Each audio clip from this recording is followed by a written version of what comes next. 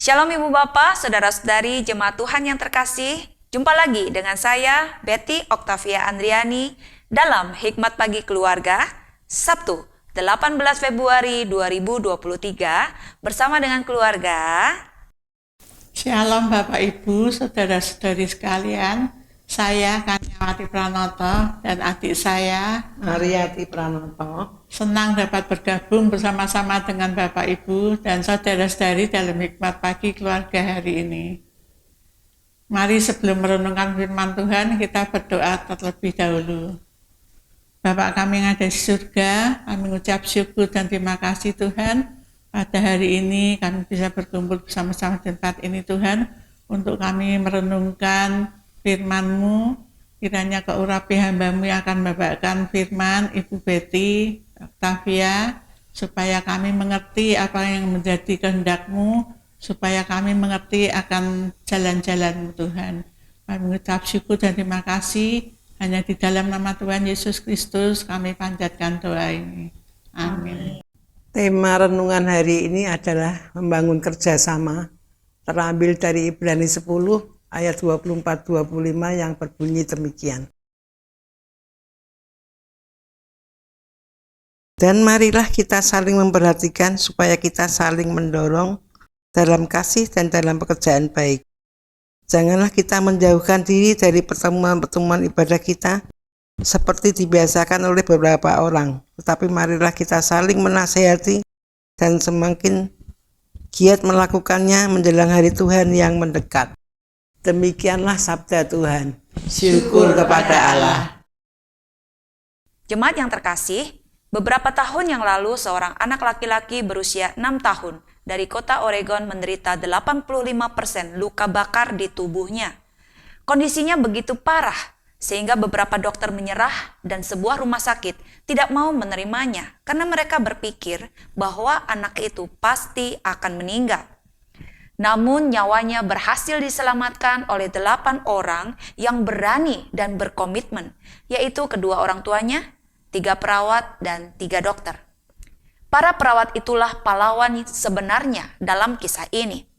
Setelah perawat yang lain berhenti, 3 wanita mengambil tugas piket 8 jam untuk merawat anak itu dalam proses pencakokan kulit. Operasi, saat-saat kritis di mana sang anak hampir meninggal, dan juga masa-masa pemulihan yang begitu membosankan dan lama. Ruangan anak di sana seperti penjara, berukuran 3,5 meter kali 3,5 meter. Pintu kamarnya tertutup rapat, tirai jendela tidak terbuka, dan ada panas yang memancar dari sebuah lampu yang berfungsi sebagai selimut.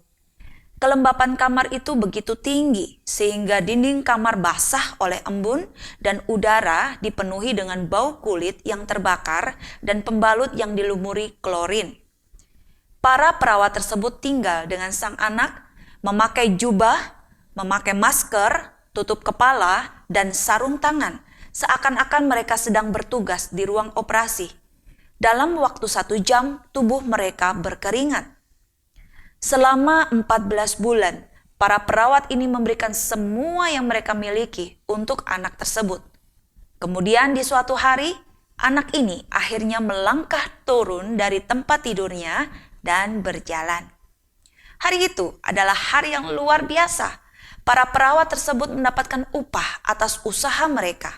Mereka begitu penuh dengan rasa puas, bahagia, dan bersukacita setelah berjuang melawan godaan untuk berhenti selama 14 bulan, sehingga mereka berkata kepada satu sama lain bahwa mereka akan berusaha kembali.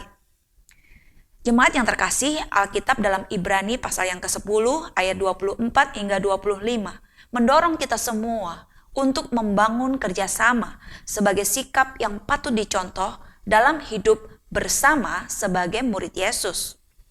Tujuan kita bukan untuk menjadi yang pertama dalam mengakhiri perlombaan iman, tetapi untuk mendorong sesama secara nyata dengan memberikan teladan dan pertolongan kapanpun seseorang membutuhkannya. Akan tiba saatnya kita mengakhiri hidup di dunia. Sampai saat itu tiba, marilah kita saling menguatkan, siap sedia menolong, dan terus bekerja sama hari demi hari. Dalam hidup bersama, mari kita bekerja sama untuk saling mengisi, menguatkan, dan tolong-menolong satu dengan yang lain. Amin. Untuk merespon firman hari ini, mari kita pujikan bersama, kita saling membutuhkan.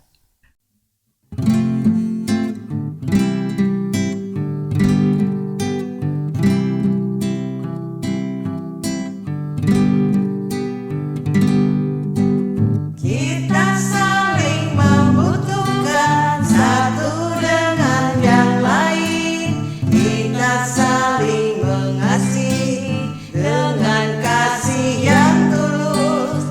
Kita memang diciptakan untuk saling melengkapi.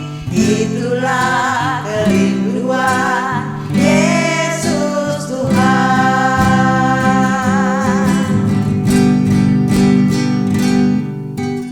Kita saling membutuhkan satu dengan yang lain.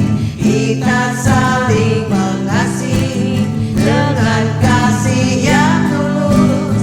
Kita memang diciptakan untuk saling melengkapi. Itulah kerinduan Yesus Tuhan.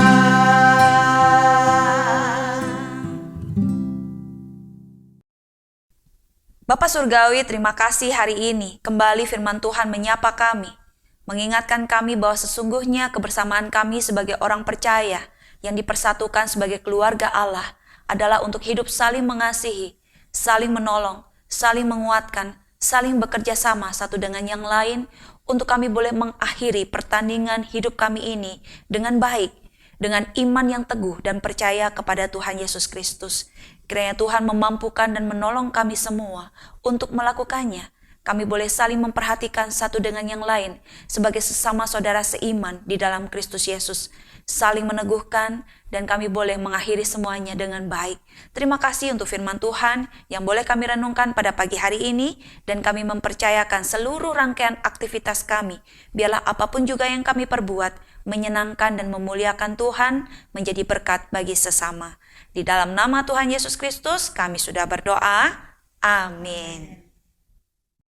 Demikianlah hikmat pagi keluarga hari ini. Tuhan Yesus memberkati.